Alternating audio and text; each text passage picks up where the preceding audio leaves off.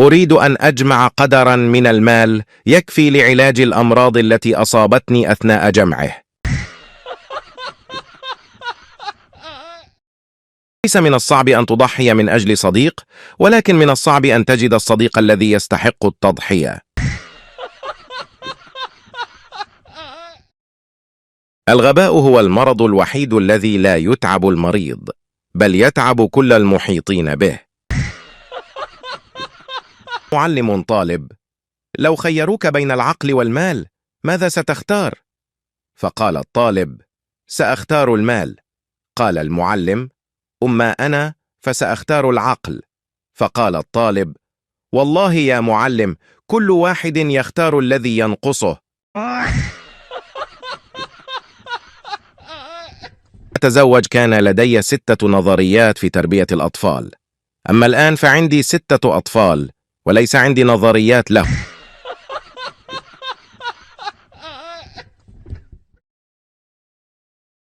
مرة واحد خبطت عربية فعطوله تعويض 10,000 جنيه، وقام واقف على سكة القطر وفتح صدره وقال له: تعالى لي يا أبو الملايين.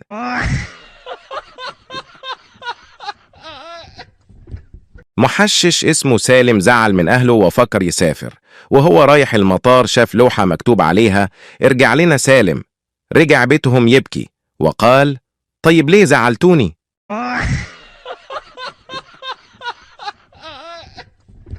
اجتمع 3 من البخلاء وقرروا التبرع بجزء من مالهم بعدما كثر كلام الناس عليهم. قال البخيل الأول: سأرسم دائرة على الأرض وأرمي المال في السماء، فالمال الذي يسقط بداخلها لي، والمال الذي يسقط خارجها للفقراء. قال الثاني: أما أنا فسأرسم خطا على الأرض وأرمي المال في السماء، فالمال الذي على يمين الخط لي، والمال الذي على شمال الخط للفقراء. فقال الثالث وكان أشدهم بخلا: أما أنا فسأرمي المال في السماء، فالمال الذي يسقط على الأرض لي، والمال الذي يبقى في السماء فللفقراء.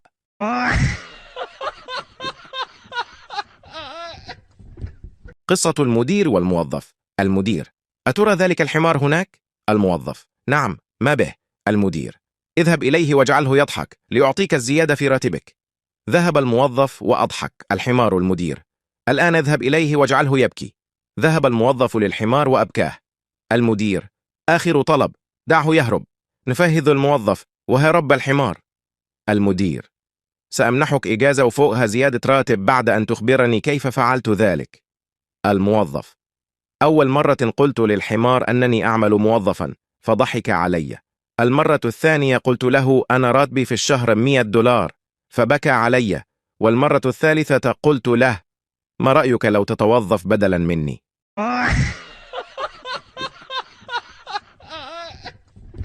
مرة واحد غبي قال لابن عمه: أمريكا طلعت القمر وإحنا لازم نطلع الشمس. فرد عليه وقال له: بس الشمس حر جدا. قل له: مفيش مشكلة نطلعها بالليل.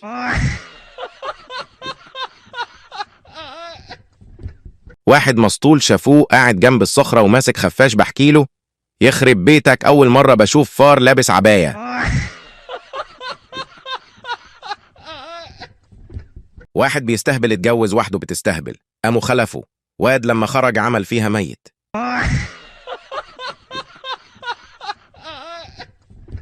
مجنون ياكل في ملعقة طويلة. ليه؟ عشان الدكتور قاله ابعد عن الأكل.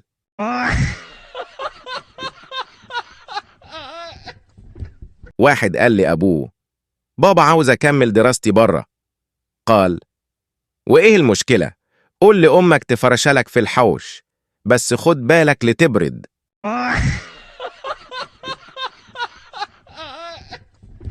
غبي رمى بهاتفه من النافذة، وعندما نزل وجده مكسور. قال غريبة جدا، مع أني مشغل وضع الطيران.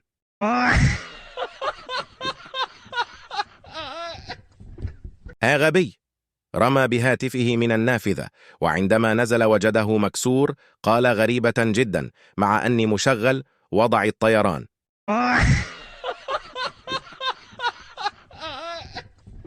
عادي أستاذ عربي بيسأل زوجته: شو بتعرفي عن النحو والصرف؟ قالت له: أن أصرف راتبك على النحو الذي يرضيني.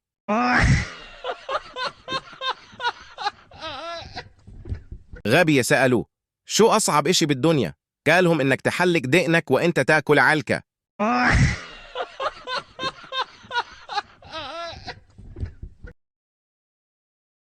أو واحدة بتشكي للدكتور بتقله: يا دكتور، زوجي بيحكي وهو نايم، شو الحل؟ قالها: بسيطة، أعطيه فرصة يحكي وهو صاحي.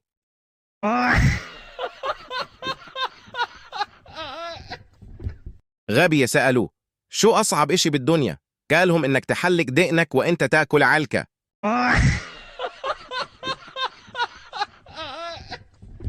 واحد قال لأبوه: بابا عاوز أكمل دراستي برا. قال: وإيه المشكلة؟ قول لأمك تفرشلك في الحوش، بس خد بالك لتبرد.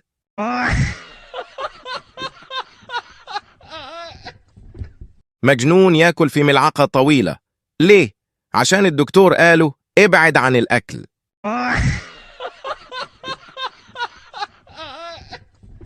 آدي أستاذ عربي بيسأل زوجته: شو بتعرفي عن النحو والصرف؟